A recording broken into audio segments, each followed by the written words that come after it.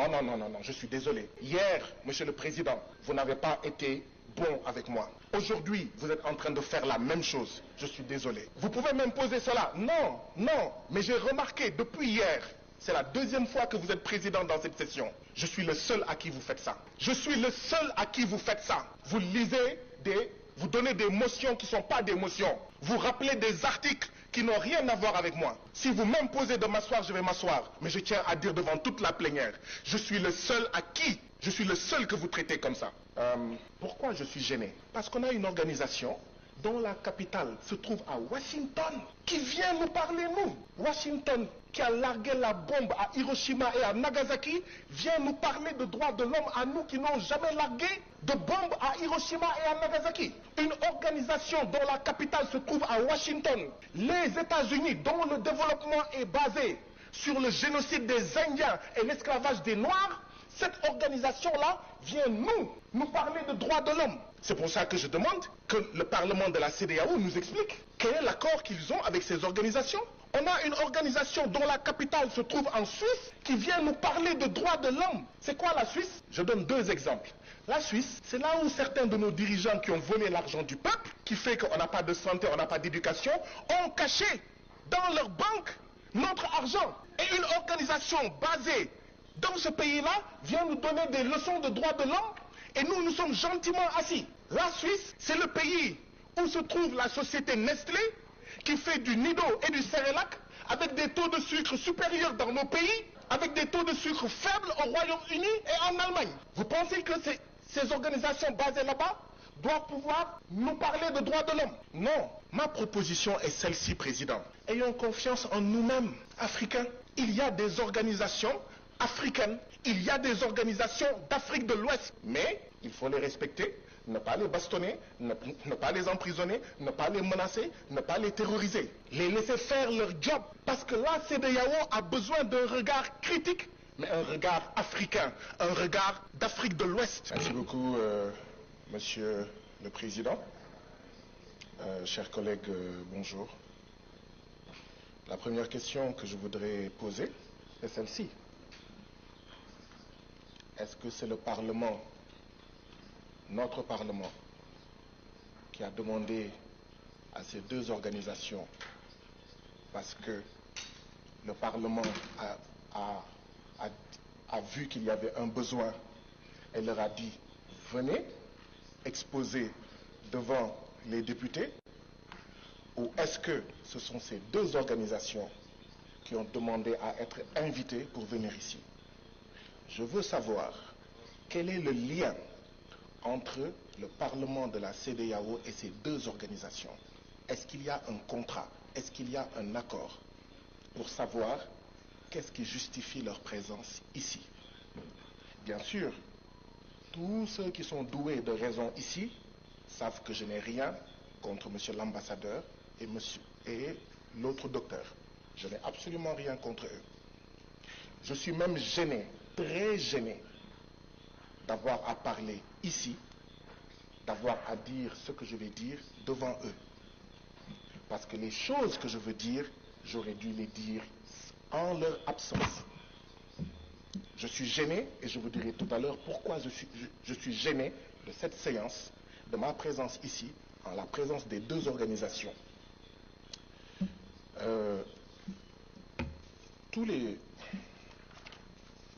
Il est mentionné dans le rapport de la CIDH, il me semble. Il est mentionné dans le rapport de la CIDH des régimes autoritaires qui dominent et répriment les contestations de leurs citoyens. Ces gouvernements répressifs violent les droits fondamentaux de leurs citoyens, ce qui entraîne une instabilité et des troubles permanents dans la région. Mais tous les jours, là, c'est ce que certains d'entre nous disent ici, en citant nommément des pays. A-t-on besoin de leur présence pour dire ça? Quand des collègues disent ça tous les jours, on les empêche de parler, on les traite de tous les noms d'oiseaux, on use d'artifices, de motions qui ne sont pas des motions, les gens crient, ils s'excitent, et quand d'autres gens viennent, ils disent ça, tout le monde est silencieux. Les Français disent nul n'est prophète chez lui. Chers collègues, on a eu besoin d'eux pour dire ça ici. Certaines femmes et certains hommes ici le disent tous les jours. Mais on les regarde. Oh, qu'est-ce que tu fais ici? On va même faire une pétition pour que tu retournes dans ton pays et que tu ne reviennes pas. Mais quand eux le disent, ça passe. Tout le monde est cool, silencieux. Monsieur le Président, avez-vous remarqué ça? Vous qui rappeliez hier à la session l'article 72 du règlement intérieur. Ils ont dit la même chose que moi. Mais aujourd'hui, personne ne rappelle l'article 72 du règlement intérieur. Il y a un problème. Il faut que des étrangers viennent ici pour nous dire des experts, alors que chacun d'entre vous est expert et experte. Et on se tait. Mais quand un collègue dit la même chose, on sort les poings, on bande les muscles, on montre les crocs. Je vais vous dire quelle est la différence. La seule différence, c'est que, et c'est pourquoi la CIDH a manqué de courage. La seule différence, c'est que la CIDH a dit, je ne vais citer aucun pays. Dans le rapport, il n'y a aucun pays. Comment vous allez soigner un mal sans savoir que le mal se trouve au Nigeria, le mal se trouve au Sénégal, le mal se trouve au Cap-Vert?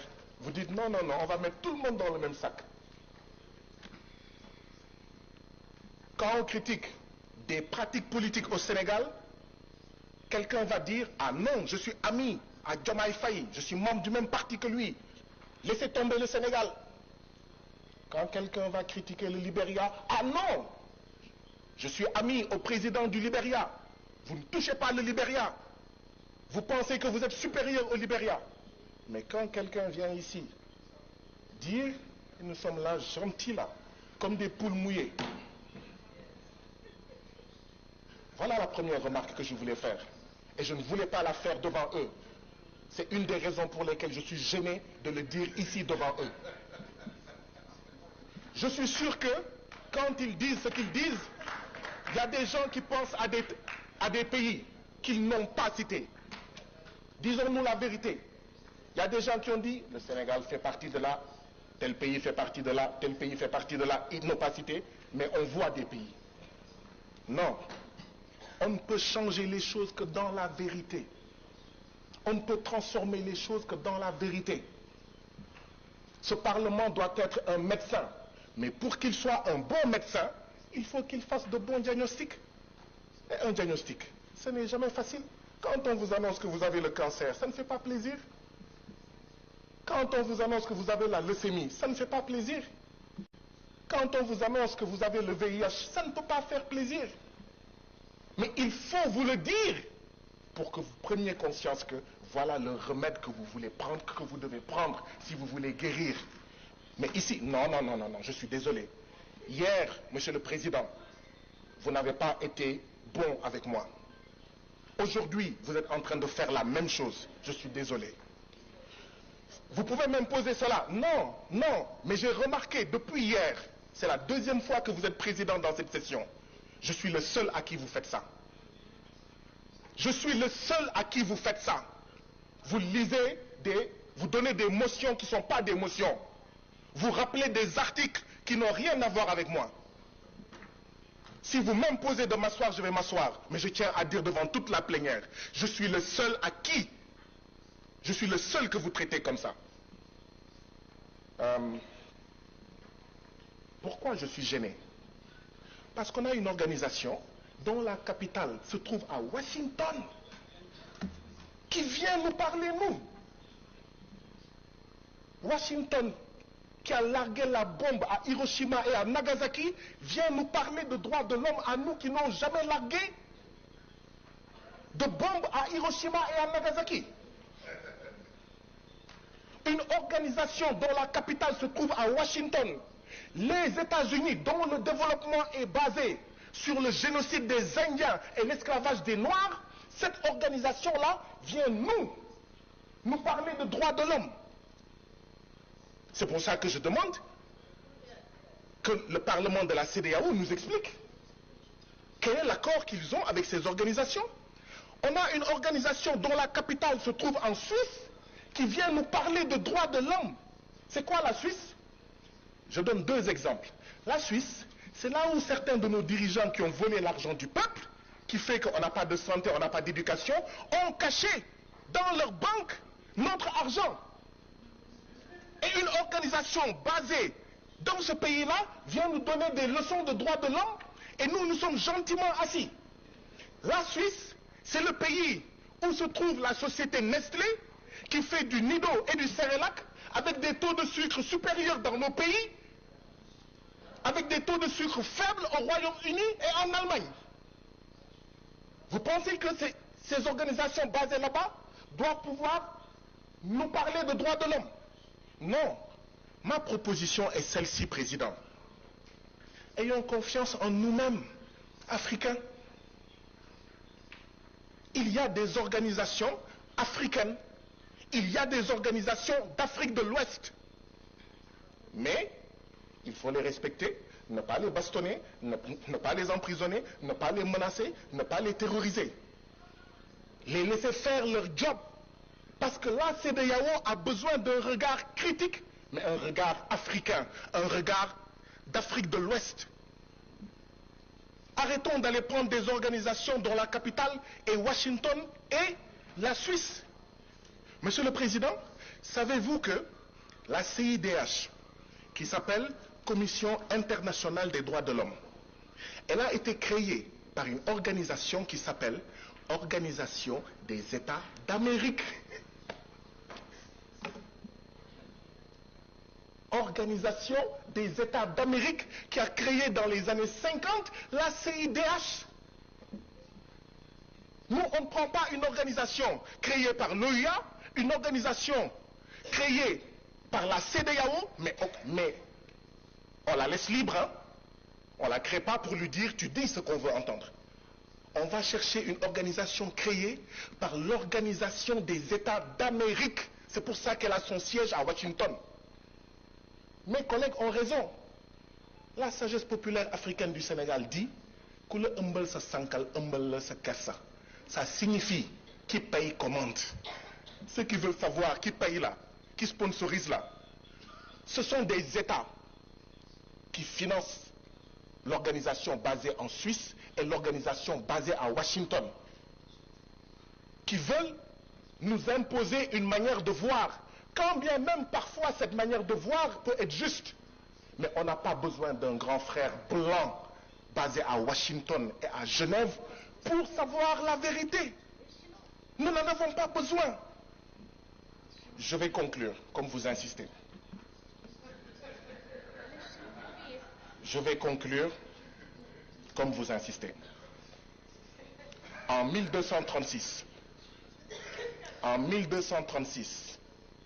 ici en Afrique, il y a eu des Africains en Afrique de l'Ouest qui ont publié la charte de Kurunkanfuga.